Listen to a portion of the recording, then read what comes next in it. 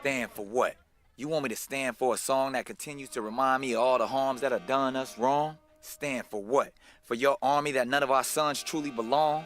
Stand for what? The 100 years it took them to convince Congress to become the anthem after 40 failed attempts? Stand for what? Your forefathers who are really just pimps? Stand for what? A song about war, not freedom. That's how you want to lead them?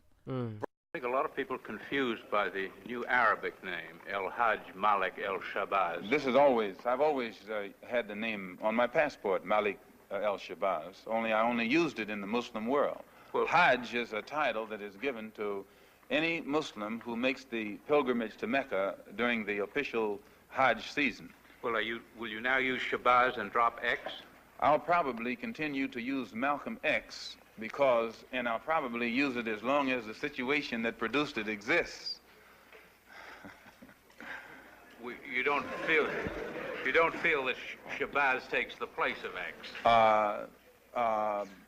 My going to Mecca and going into the Muslim world, into the African world, and being recognized and accepted as a Muslim and as a brother may solve the problem for me personally. But I personally feel that my personal problem is never solved as long as the problem is not solved for all of our people in this country. Ain't washing your people? That's how you want to treat them? Slave masters' whips to cops' nightsticks. That's how you continue to beat them.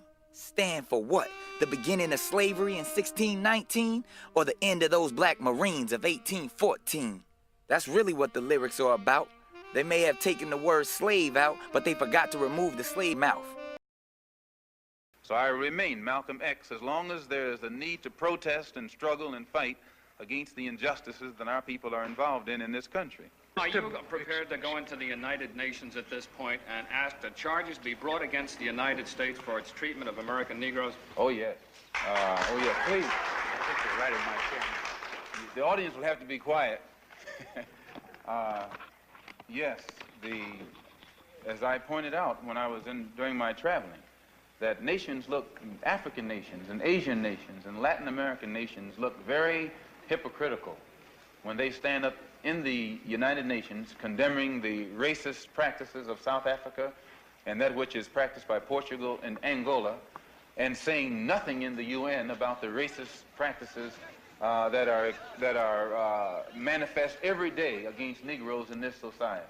Even in South Africa, those Africans aren't faced with bayonets and aren't faced with police dogs. I would be not a man. If I was in a position to bring it in front of the United Nations and didn't do so, I wouldn't be a man. Malcolm, do you intend to lead the charge in the United Nations? Well, I find that to say you're going to lead something creates a lot of hostility, division, jealousy, and envy. That to say you're going to lead something creates a lot of hostility, division, jealousy, and envy. I hope to work with any group of leaders or any group of organizations to do whatever is necessary to see that this problem is brought before the United Nations. Have you had any commitments from any nations in Africa to support you in such a move? I would rather not say at this time. But one thing I found in my travels, all of them look upon us as their long-lost brother. You realize the implication is that you have had such commitments when you say... This is your interpretation of what I said. One thing that I found in all of my travels was that all of the Africans, not only the Africans, but the Asians and the Muslims, look upon us as their long-lost brothers. And America had actually tricked many of them into a hands-off policy by giving them the impression that she was honestly trying to do something to solve the problem. My argument over there was designed to prove that it is impossible for the United States government to solve the race problem. It's impossible. Malcolm, on your trip abroad, you said you sensed a feeling of great brotherhood and that conceivably you would be working toward integration in this country now. At least this is what you're reported to have said. Have you any comment on it? I don't think that I ever mentioned anything about working toward integration. They haven't even got integration right here in New York City. You have worse integration problems in the North than they have in the South. So if it doesn't work if you can't bring about integration in New York City as international, cosmopolitan, up-to-date as it's supposed to be, you will never get integration anywhere else in the country. Are you prepared to work with some of the leaders of the other civil rights organizations? Certainly, certainly. We will work with any groups, organizations, or leaders in any way, as long as it's genuinely designed to get results.